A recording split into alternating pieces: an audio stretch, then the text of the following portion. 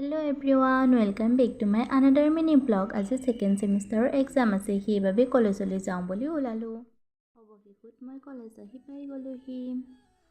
কলেজৰ সেইফালে থকা ৰুম কেইটাতে আমাৰ পৰীক্ষা হ'ব আৰু পৰীক্ষা দি হোৱাৰ পাছত আমি ঘৰমুৱা কৰি আহি আছো। কলেজৰ এই গেটখনৰ ওচৰতে চাকচোন কৃষ্ণচূড়া আৰু ৰাধাচূড়াজোপা ইমান ধুনীয়াকৈ ফুলি আছে নহয়। আৰু আজি মোৰ লগত এজনী বিশেষ ছোৱালী আহিছে। আনকালে মই কলেজ যাওঁ, তাইক আজি মই উঠাই লৈ আহিলোঁ।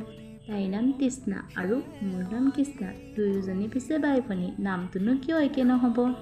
অৱশেষত আমি পানীগাঁও চাৰিআলি পাই গলোহি। বিভিন্নজনে বিভিন্ন কামত ব্যস্ত হৈ আছে আৰু আমিও নিজৰ কামত ব্যস্ত হৈ ঘৰমুৱা কৰি আহি আছো।